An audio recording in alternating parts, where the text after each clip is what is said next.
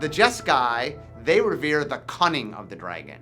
What they believe is, how do you win a fight? Be smarter than everybody else. That if other people, it doesn't matter how big or strong or fast they are, if you just outthink them, if you can plan and plot and use your brain as your strongest weapon, you can defeat any foe. The Jeskai are a blue, white, and red.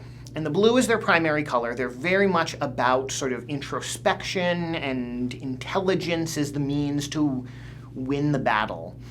But they also have this white aspect. It's very protective. They're very community-oriented. And red, because they can be tricksters. And so it's all about sort of the sneakier, more clever aspects of red. And about the red that's like, the martial arts, the beating your face in. Whenever we're doing a world with strong factions like Tarkir, we want to make sure there's a strong signal for each of those factions. We knew we wanted some kind of symbol for each clan so that they could come up on banners or on shields or emblazoned across somebody's chest. In the Jeskai in particular, you can see the Jeskai symbol emblazoned on monks' foreheads. So this represents their connection with wisdom, their connection with discipline. And so that's the dragon's eye, literally right across their foreheads. Prowess is the Jeskai mechanic, and prowess means that anytime you cast a non-creature spell, this is an instant, an artifact, a planeswalker, whatever, not a land, a spell. A creature with prowess is going to get +1/+1 until end of turn. Now this ability triggers on you casting that spell, so actually prowess is going to resolve first. Creature is going to get the bonus before whatever spell caused prowess to trigger will resolve.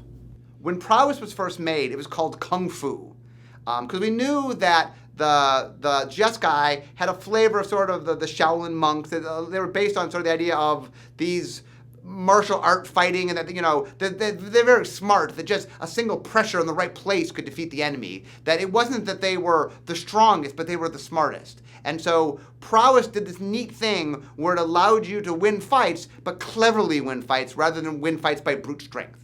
There was a brief moment in playtesting where, motivated by some people who complained that prowess didn't read splashy enough, we tried it at +2/+2 instead of +1/+1.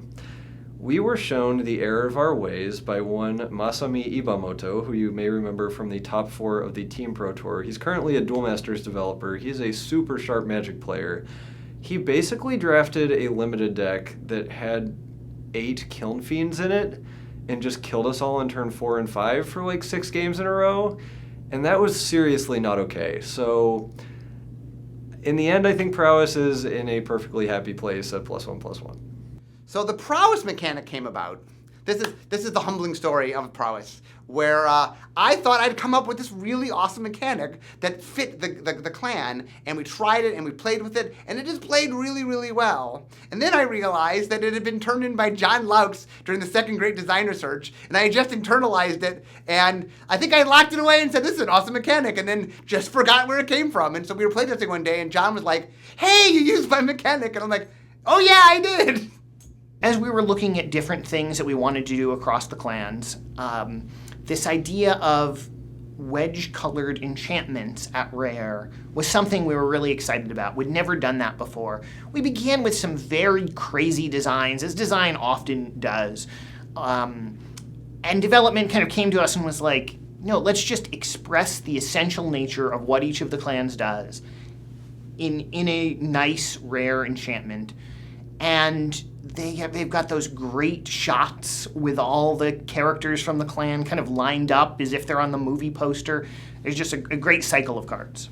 We liked the con playing into the theme of the clan, mechanically fit the clan, and that obviously prowess is the mechanic of the Jeskai. So we wanted to have a clan leader that played well with prowess. So we said, well, what if she helps enable you cast a lot of spells? She's the one who, if she can get going, she can do a lot of prowess enabling. And because she's, Kung Fu Master, whatever the technical term is, that we gave her both hexproof and first strike to kind of show that she's don't mess with her.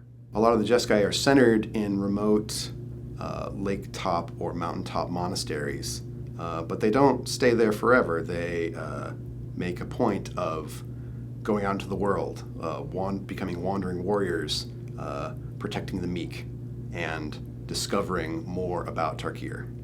So in Shards of Alara, we did a cycle of charms that were 3-color cards that each had 3 different modes, and you choose one. So we did the same thing here in Khans of Tarkir with a cycle of charms, one for each clan.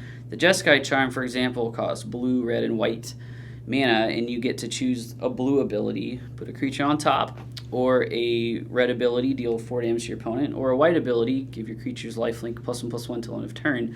So they're all constructed in this manner to have a 1-color, 2-color, 3-color ability, and you choose which one you want. Pearl Lake Ancient is perhaps the most engineered card in the set. That was an Eric Lauer special.